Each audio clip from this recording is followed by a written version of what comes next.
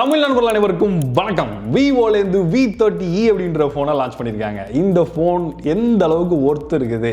So இந்த V series அப்படின்னாலே உங்களுக்கு தெரிஞ்சிருக்கும், கேமரா சென்ட்ரிக்காக தான் அவங்க வந்து ரொம்பவே வந்து ஃபோக்கஸ் பண்ணி லான்ச் பண்ணுவாங்க.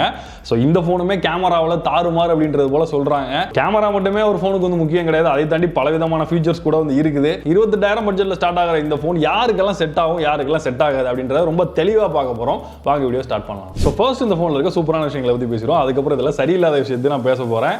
ஸோ இதில் எனக்கு ரொம்ப பிடிச்சது இதில் இருக்க டிஸ்பிளே அப்படின்னு சொல்லலாம். ஏன்னா இதோடைய கர்வ்டு AMOLED டிஸ்பிளே அப்படின்றது நல்ல ஒரு ப்ரீமியமான ஒரு ஃபீல் வந்து கொடுக்குது. ரொம்பவே அட்ராக்டிவாக இருக்குது இந்த டிஸ்பிளே. அவுட்டோரில் யூஸ் பண்ணும்போதும் இதில் 1300 nits பீக் பிரைட்னஸ் இருக்கிறதுனால விசிபிலிட்டி ரொம்பவே வந்து நல்லா இருக்குது.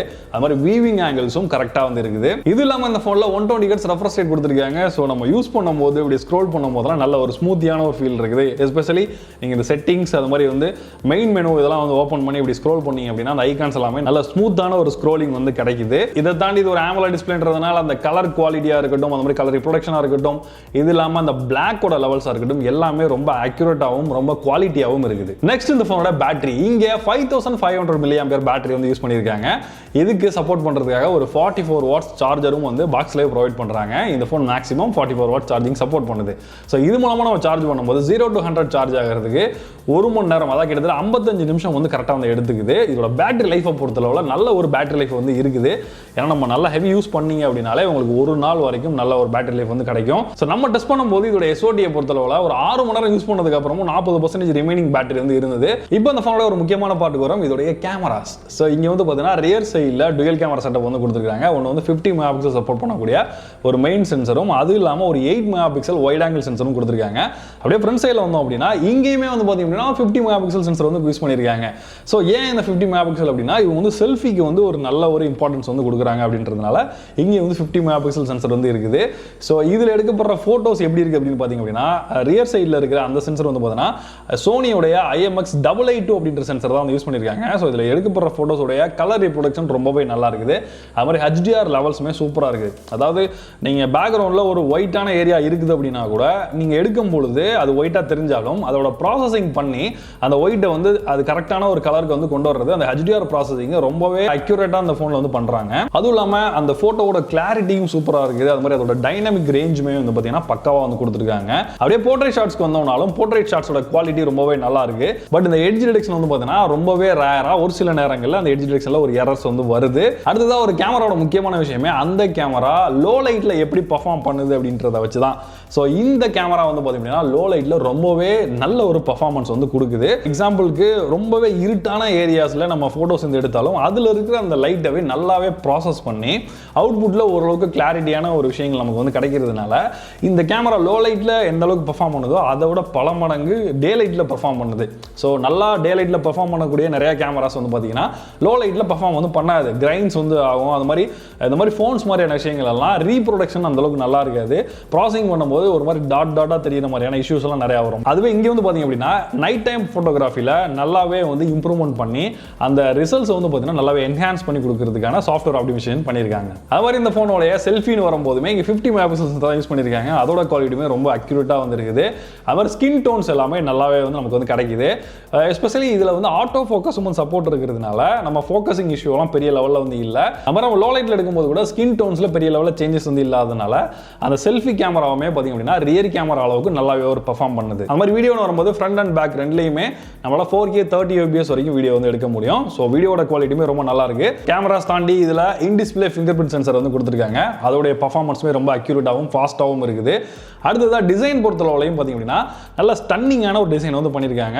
இதோடைய ஃபுல் டிசைனுமே நீங்கள் பார்த்தீங்க அப்படின்னாலே நல்ல ப்ரீமியமான ஒரு ஃபீல் கொடுக்குற அளவுக்கு ரியர் சைடில் ஒரு மாதிரி டுயல் ஃபினிஷ் கொடுத்துருக்காங்க. ஒரு பியானோ ஃபினிஷும் ஒரு மேட் ஃபினிஷும் ரெண்டுமே மெர்ஜ் ஆகிற மாதிரியான ஒரு ஃபினிஷ் வந்து பண்ணியிருக்காங்க. நம்ம கையில் இருக்க வேரியன்ட் பார்த்தீங்கன்னா இது வந்து ஒரு மாதிரி டார்க் ரெட் கலரான வேரியன்ட், இது இல்லாமல் இன்னொரு கலர் வேரியன்ட் கூட வந்து இருக்குது. ஸோ இதோடைய அந்த கேமரா செட்டப்பில் வந்து பார்த்தீங்க அப்படின்னா அந்த ட்ரெண்டியான ஒரு ரிங் மாதிரி மாதிரியான அந்த வாட்ச் ரிங் மாதிரியான ஒரு செட்டப் வந்து பண்ணியிருக்காங்க. கையில் ஹேண்டில் பண்ணுறதுக்கும் சரி, இதோட லுக்குமே ரொம்பவே நல்லா இருக்குது. இதை தாண்டி போர்ட்ஸ் அண்ட் பட்டன்ஸ் எல்லாம் யூஸ்வலாக கொடுக்குறதெல்லாம் கொடுத்துருக்காங்க. ஸோ இப்போ இந்த ஃபோனில் இருக்கிற சரியில்லாத விஷயங்கள், இந்த விலைக்கு இது ஒர்த்து இல்லை அப்படின்னு நினைக்கக்கூடிய விஷயங்களை பற்றி பேசலாம். ஃபர்ஸ்ட் நான் அப்படி பார்க்குறது இதில் இருக்கிற ப்ராசஸர் அப்படின்னு சொல்லுவேன். ஏன்னா அதில் ஸ்னாப்டிராகனோட 6 Gen 1 அப்படின்ற ப்ராசஸர் வந்து யூஸ் பண்ணியிருக்காங்க. இது 4 நானோமீட்டர் டெக்னாலஜியில் பில்ட் பண்ணப்பட்ட ப்ராசஸர். நல்ல டெக்னாலஜி, நல்ல ஒரு ப்ராசஸர் தான். ஆனால் இது வந்து பார்த்தீங்கன்னா இந்த பட்ஜெட்டில் இருக்கிறது அப்படின்றது தான் எனக்கு ஒரு ப்ராப்ளமாக தெரியுது. ஏன்னா வந்து இவங்களுடைய T3X அப்படின்ற ஃபோன் உங்களுக்கு தெரியும். அந்த ஃபோனை வந்து 14,000 ரேஞ்சிலே ஸ்டார்ட் ஆகுது.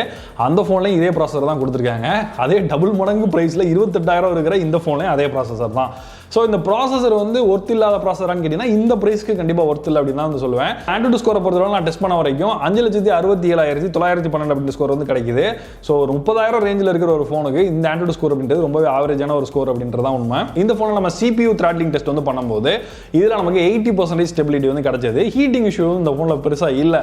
இதில் வந்து வேப்பர் சாம்பர் கூலிங் அப்படின்ற மாதிரி எதுவும் பெருசாக கொடுத்த மாதிரி தெரியல. அதை அவங்க மென்ஷனும் பண்ணலை. அது மாதிரி நம்ம BGMI, ஆஸ்பால்ட் லைன் இந்த மாதிரியான கேம்ஸ் எல்லாம் விளையாடும் போது பெரிய லெவலில் லாகிங் பிரச்சனை கூட வந்து நமக்கு வந்து இல்லை. ஆனால் என்னை பொறுத்தவரை என்ன அப்படின்னா இந்த ப்ராசஸரில் பெரிய ப்ராப்ளம்ஸ் வந்து கிடையாது. யூஸ் பண்ணுறதுக்கு ஓரளவுக்கு நார்மலாக தான் இருக்குது. ஆனால் கொடுக்குற காசுக்கு ஒருத்தான்னு கேட்டிங்கன்னா அது வந்து இல்லை அப்படின்றது தான் உண்மை. அடுத்தது அதில் இருக்க குறைகளை வந்து வேகமாக பார்த்துருவோம். முக்கியமாக இதில் கார்னிங் கொரில்லா கிளாஸ் எதுவுமே வந்து கொடுக்கல. அந்த என்ன ப்ரொடக்ஷன் அப்படின்றத அவங்க மென்ஷனும் பண்ணல. அந்த மாதிரி கிளாஸ் யூஸ் பண்ணலை. அடுத்ததாக பார்த்தீங்க அப்படின்னா இதில் வந்து இவ்வளோ பட்ஜெட் இருந்தாலும் இங்கே மோனோ ஸ்பீக்கர் தான் வந்து கொடுத்துருக்காங்க. ஸ்டீரியோ ஸ்பீக்கர்ஸ் வந்து அவங்க கொடுக்கல. ஸோ ஒரு இந்த பட்ஜெட் அப்படின்றது உண்மையிலே அவங்க கண்டிப்பாக கன்சிடர் பண்ணியிருந்துருக்கணும். ஆனால் அவங்க வந்து பண்ணல. அடுத்தது AMOLED டிஸ்பிளே 120 Hz refresh அந்த மாதிரி பல விஷயங்கள் சொன்னாலும் HDR சப்போர்ட் கூட இந்த ஃபோனில் கொடுக்கல. ரொம்பவே சிம்பிளான ஒரு விஷயம். நெட்ஃப்ளிக்ஸ் மாதிரியான இல்லை யூடியூப்ல HDR வீடியோ வந்து பார்க்குறோம் அப்படின்னா அதில் நமக்கு ரொம்பவே கண்டென்ட் வந்து என்ஹான்ஸ் பண்ணி பார்க்கறதுக்கு ரொம்பவே நல்லா கொடுக்கும். பட் இதில் நீங்கள் அந்த மாதிரி கண்டென்ட் வந்து பார்க்க முடியாது. ஸோ அவ்வளோதான் இந்த ஃபோனை பற்றி முக்கியமான விஷயங்கள் சொல்லிட்டேன்.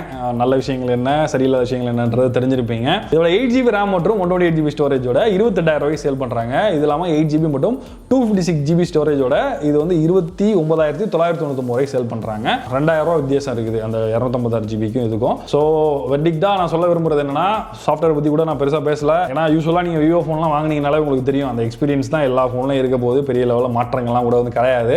ஸோ இந்த ஃபோனில் நான் முக்கியமாக என்ன சொல்ல வர்றேன் அப்படின்னா உங்களுக்கு கேமரா சென்ட்ரிக்காக கேமரா எனக்கு நல்லா பெர்ஃபார்ம் பண்ணணும், செல்ஃபிலாம் அதிகமாக எடுப்பேன், அது மாதிரி உள்ளவங்க தாராளமாக இந்த ஃபோனுக்கு நீங்கள் வந்து மூவ் ஆகலாம். இது இல்லாமல் இந்த ஒரு ஆரா லைட் அப்படின்ற ஃபியூச்சர்லாம் கூட கொடுத்துருக்காங்க. நம்ம அன்பாக்சிங்கில் அதை பற்றி ரொம்ப தெளிவாக வந்து சொல்லியிருக்கோம்.